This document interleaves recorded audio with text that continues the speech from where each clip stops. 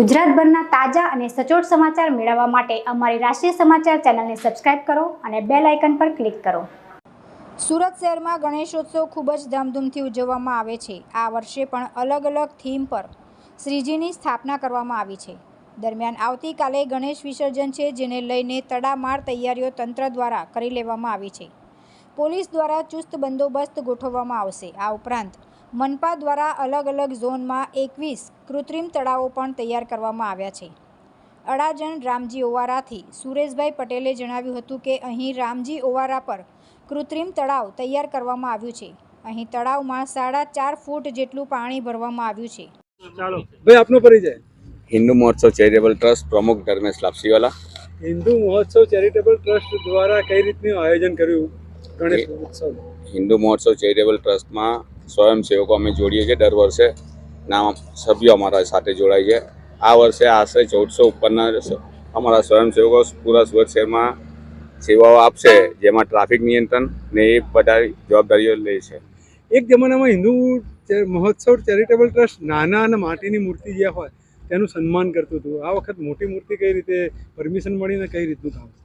आपसीनो सवाल बराबर है, पण हिंदू महोत्सव चैरिटेबल ट्रस्टे एवी कोई परमिशन मांगी नहीं। हिंदू महोत्सव चैरिटेबल ट्रस्टनो एक ज एम है कि हिंदू धर्म उजवाय ने हिंदू धर्म में दरेक क्षेत्रे नवयुवान जोड़ाय। धर्मना नामे के एक संगठनना नामे लोकमान्य टिळकजीनो जे एक कॉन्सेप्ट है कि एक गणपति प्रतिमा लावी संगठन बनावीए मोहल्ला गलीओनुं के युवानोनुं, કે યુવાનોને જોડવાનો એક પ્રયત્ન જે અમારો ધાર્મિક લાગણી ના ડૂબાય તેના માટેના પ્રયત્નો છે। અત્યાર સુધી કેટલા ગણેશ ઉત્સવના મંડળો એક કર્યા?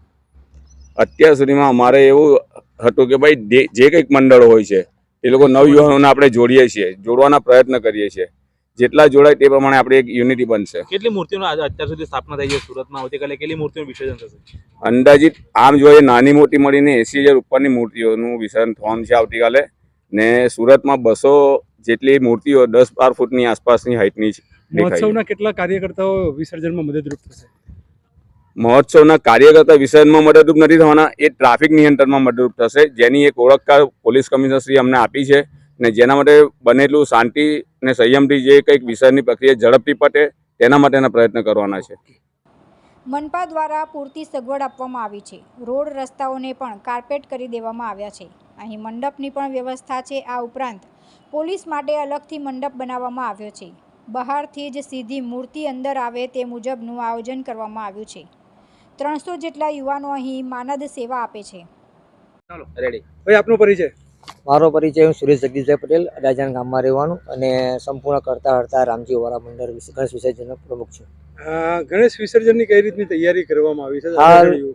હાલ આપ સૌ જોઈ રહ્યા છે કે તળાવનું આપણે લિમિટેડ પાણી 4.5 ફૂટ પાણી ભરવામાં આવ્યું છે। ત્યાર પછી અહીંયા એસએમસી દ્વારા પૂરતી સગવડ આપવામાં આવી છે। રોડ રસ્તા અને કાર્પેટ થઈ ગયું છે અને મંડપની વ્યવસ્થા કરી છે અને સ્થાનિક પોલીસો માટેની એક અલગથી મંડપ બનાવવામાં આવ્યો છે અને સૂચના મુજબ પોલીસ કમિશનરની સૂચના મુજબ બહારથી અમે મૂર્તિ વિસર્જન બહારથી વાસણો એમના ડાયવર્ટ કરીને પાર્કિંગની વ્યવસ્થા ઊભી કરીને સીધા અહીં મૂર્તિ જ આવે એ પણ પ્લાનિંગ કર્યું છે। કેટલા યુવાનો આમાં કાલથી જોડાશે? અહીં કાલથી એમ તો અમારે ગૌરી વિસર્જનથી ચાલુ છે, ધીરે ધીરે અમારે 300 જેટલા યુવાનો અહીં માનદ સેવા આપે છે। અચ્છા, તો કેટલી મૂર્તિઓનું વિસર્જન થવાની સંભાવના? ગત વર્ષે અમારે 1400 સમથિંગ મૂર્તિ થઈ હતી ને એક સમય એવો હતો, આ છેલ્લા 27 વર્ષથી અહીંયા આવી રીતે વિનામૂલ્યે વિસર્જન થાય છે। તદ્દન 50,000 મૂર્તિઓ આવતી હતી। લોકોની અવેરનેસના કારણે ઘરે વિસર્જન કરતા રહ્યા છે અને નાની માટીની મૂર્તિ સ્થાપના થયા છે। એક સુરત માટે ગૌરવની વાત છે। મોટી મૂર્તિઓ સ્થાપિત થઈ છે એ બાબતે શું કહે? આ મોટી મૂર્તિઓ સ્થાપિત થઈ છે। અત્યારનું નવું ચેરિટી ટ્રસ્ટ, હિન્દુ ઉત્સવ ચેરિટી ટ્રસ્ટ નવું એને અંડરમાં થયું છે અને એમને જે પરમિશન મેળવી છે કે 4 ફૂટથી 5 ફૂટની મોટી મોટી હાઈટ નક્કી નથી થઈ, છતાં બી લોકોએ આવી સ્થાપના કરી। સુરતમાં હર્ષોલ્લાસથી તહેવાર ઉજવે છે અને જોઈ છે મૂર્તિઓ ઘણી બધી મોટી છે। એમનું મૂર્તિમાં વિસર્જન દરિયામાં વિસર્જન થશે। તુલસી શર્મા સાથે રાષ્ટ્રીય સમાચાર સુરત।